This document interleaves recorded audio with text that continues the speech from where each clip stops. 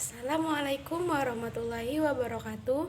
Perkenalkan, nama saya Linda Putri. Saya dari Prodi Keperawatan Pangkal Pinang. Baiklah, di sini saya akan menjelaskan sistem muskuloskeletal. Yang pertama ada tulang dahi atau frontal bone. Tulang dahi berfungsi melindungi otak. Yang kedua ada cervical vertebrae. Cervical vertebrae berfungsi bertanggung jawab untuk membantu pergerakan kepala dan leher. Yang ketiga ada sternum. Sternum berfungsi melekatnya otot-otot sayap.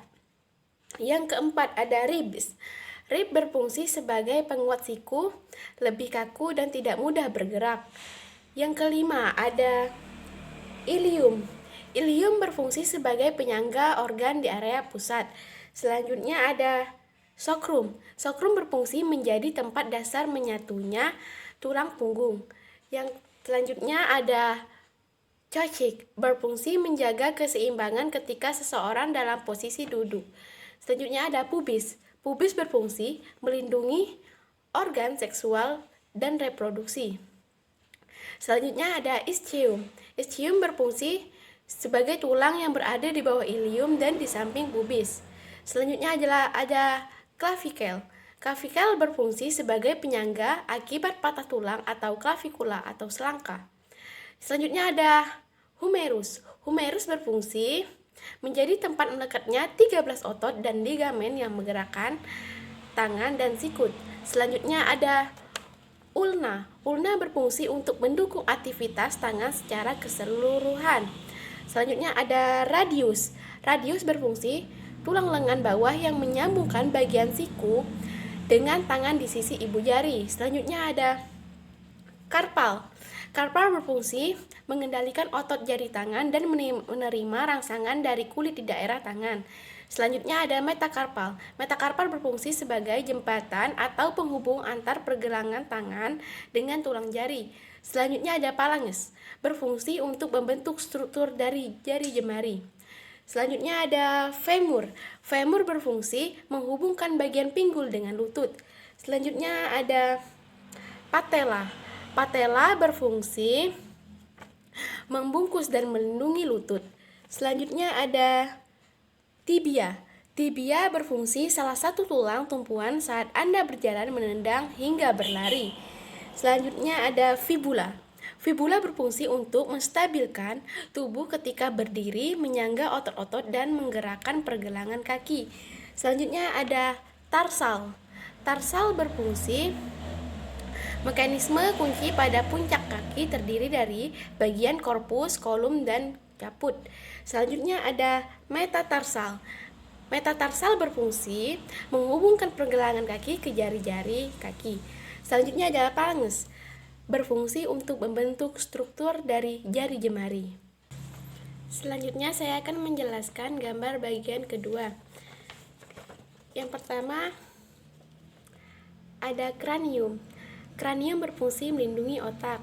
Yang kedua ada occipital eksternal, yang berfungsi tulang kulit kranial dan tulang utama occiput atau bagian belakang dan bawah tengkorak. Selanjutnya ada auromion, yang berfungsi membantu proses lokomasi atau pergerakan hewan dengan ekstremitas. Yang selanjutnya ada sternum. Sternum berfungsi melindungi organ dada dari cedera. Selanjutnya ada ribs. Rib berfungsi sebagai penguat agar siku lebih kaku dan tidak mudah bergerak. Selanjutnya adalah floating ribs, berfungsi melindungi organ penting pada tubuh seperti paru-paru dan jantung hati. Selanjutnya ada ilium. Ilium berfungsi menyokong berat badan dan postur tubuh sebagai titik jangka otot, tendon, dan ligamen. Selanjutnya ada sacrum. Sacrum berfungsi tempat dasar menyatunya tulang punggung. Selanjutnya ada coccyx, berfungsi menjaga keseimbangan ketika seseorang dalam posisi duduk. Selanjutnya ada ischium. Ischium berfungsi tulang yang berada di bawah ilium dan di samping pubis. Selanjutnya ada symphysis pubis. Symphysis pubis berfungsi saat melahirkan. Ini menjadi lebih fleksibel sehingga kepala bayi bisa lewat persalinan. Selanjutnya adalah phalanges, yang berfungsi membentuk struktur dari jemari. Selanjutnya ada cervical vertebrae yang berfungsi bertanggung jawab untuk membantu pergerakan kepala dan leher karena adanya kombinasi unik kedua tulang pada bagian cervical yaitu atlas dan sumbu. Selanjutnya ada clavicula. Clavicula berfungsi sebagai pengganjal untuk menjauhkan anggota gerak atas dari bagian dada supaya ingin dapat bergerak leluasa. Selanjutnya adalah scapular spine yang berfungsi menghubungkan humerus atau tulang lengan atas dengan clavicula atau tulang selangka. Selanjutnya ada humerus. Humerus berfungsi menjadi tempat melekatnya 13 otot dan ligamen yang menggerakkan tangan dan sikut.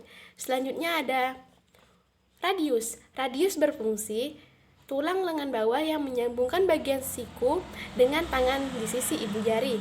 Selanjutnya ada ulna. Ulna berfungsi untuk mendukung aktivitas tangan secara keseluruhan. Selanjutnya adalah tulang telapak tangan. Tulang telapak tangan berfungsi sebagai jembatan atau penghubung pergelangan tangan dengan tulang jari yang kemudian akan membentuk bagian telapak tangan secara utuh. Selanjutnya ada tulang ruas jari atau talang yang berfungsi untuk membentuk struktur dari jemari. Selanjutnya ada femur. Femur berfungsi menghubungkan bagian pinggul dengan lutut. Selanjutnya ada patella. Patella berfungsi membungkus dan melindungi sendi lutut. Selanjutnya ada fibula. Fibula berfungsi menstabilkan tubuh ketika berdiri, menyangga otot-otot tungkai bawah, menopang berat badan, dan menggerak pergelangan kaki. Selanjutnya ada tibia. Tibia berfungsi saat kita bergerak, berjalan, hingga berlari. Dan ada tarsal yang berfungsi pada kunci pada puncak kaki terdiri dari bagian korpus, kolum, dan caput. Selanjutnya ada tulang ruas jari atau talang yang berfungsi untuk membentuk struktur dari jemari. Selanjutnya ada femur. Femur berfungsi menghubungkan bagian pinggul dengan lutut. Selanjutnya ada patella. Patella berfungsi membungkus dan melindungi sendi lutut. Selanjutnya ada fibula. Fibula berfungsi menstabilkan tubuh ketika berdiri, menyangga otot-otot tungkai bawah, menopang berat badan, dan menggerak pergelangan kaki. Selanjutnya ada tibia. Tibia berfungsi saat kita bergerak, berjalan, hingga berlari. Dan ada tarsal yang berfungsi pada kunci pada puncak kaki terdiri dari bagian korpus, kolum, dan caput. Baiklah, selanjutnya saya akan menjelaskan gambar bagian yang ketiga. Yang pertama ada frontal bone yang berfungsi melindungi struktur wajah dan kepala sekaligus melindungi otak dari benturan. Yang kedua ada orbit oculi muscle yang berfungsi otot di wajah yang menutup kelopak mata. Yang ketiga ada orbit oris muscle yang berfungsi kompleks pada bibir yang mengelilingi mulut. Yang keempat ada sternocleidomastoid Domastola muscle adalah salah satu otot leher yang terbesar dan paling dekat dengan kulit. Otot ini berjumlah sepasang di sisi kiri dan kanan. Yang kelima ada trapezius yang berfungsi grup otot pada tubuh manusia dan berfungsi untuk elevasi bahu, ekstensi, dan lateral fleksi cervical. Yang keenam ada deltoid. Deltoid berfungsi untuk melakukan suntikan intramuskular yang membentuk otot bulat pada manusia. Yang ketujuh ada pectoralis major yang berfungsi membantu gerakan adduksi dan endorotasi tulang humerus dan menarik skapula ke arah ventral dan caudal. Yang kedelapan adalah biceps brachii yang berfungsi otot besar berkepala dua karena berongga pada dua tempat yang berbeda. Yang kesembilan ada internal oblique berfungsi menekan dan menopang viscera abdominal, memfleksikan dan merotasi batang tubuh. Yang ke-10 ada brachioradialis yang berfungsi diantaranya fleksi lengan yaitu posisi menekuk siku seperti saat mengangkat barbel. Yang ke-11 ada rectus abdominis yang berfungsi untuk menunjang pergerakan tulang dan menjaga kestabilan tulang belakang saat melakukan latihan yang membuat tubuh menekuk ke samping.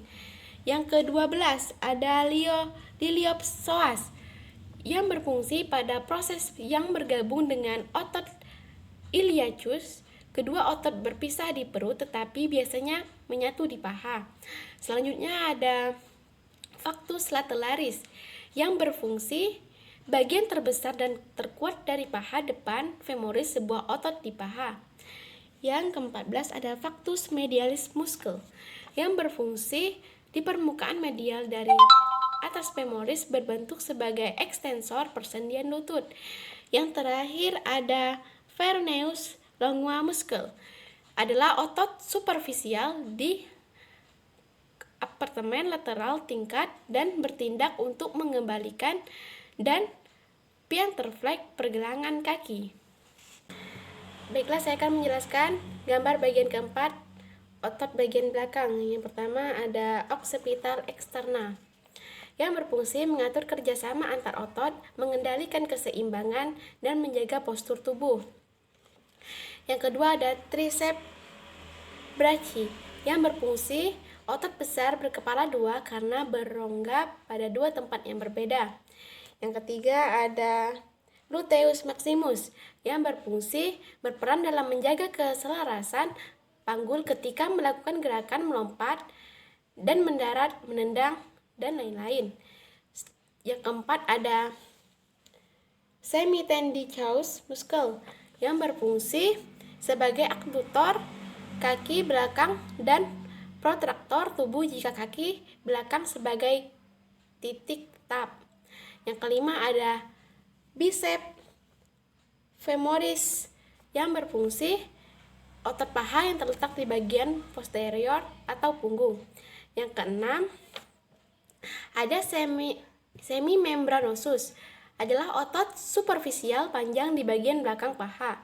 Yang ketujuh ada gastrocnemius yang berfungsi saat plantar fleksi pada ankle dan supinasi pedis. Yang kedelapan ada soleus muscle yang berfungsi secara bersama-sama otot sulcus atau otot gastrocnemius dan plantaris berfungsi sebagai plantar flexor yang kuat pada sendi pergelangan kaki. Yang kesembilan ada trapezius muscle yang berfungsi menahan gerakan bahu dan lengan agar tidak jatuh, dan untuk gerakan slide fleksi kepada kepala otot trapezius upper terlibat. Yang ke-10 ada deltoid. Deltoid berfungsi otot yang membentuk struktur bulat pada bahu manusia dan sering digunakan untuk melakukan suntik intramuskular. Yang ke-11 adalah infraspinatus yang berfungsi pada sendi bahu untuk merotasi keluar dan abduksi bahu pada daerah scapula. Yang ke-12 ada latissimus dorsi yang berfungsi adalah untuk otot besar yang ditemukan di punggung bagian atas yang membantu gerakan tangan. Yang ke-13 ada flexor carpi atau humerus berfungsi sebagai ekstensi pergelangan tangan. Yang ke-14 ada gluteus medius berfungsi menstabilkan pinggul dan panggul. Dan yang terakhir ada semimembranosus muscle yang berfungsi paling medial dan 3 otot hamstring. Baiklah, hanya ini yang dapat saya jelaskan tentang sistem muskuloskeletal. Apabila ada kata-kata yang salah, saya mohon maaf. Wabillahi taufik wal hidayah. Wassalamualaikum warahmatullahi wabarakatuh.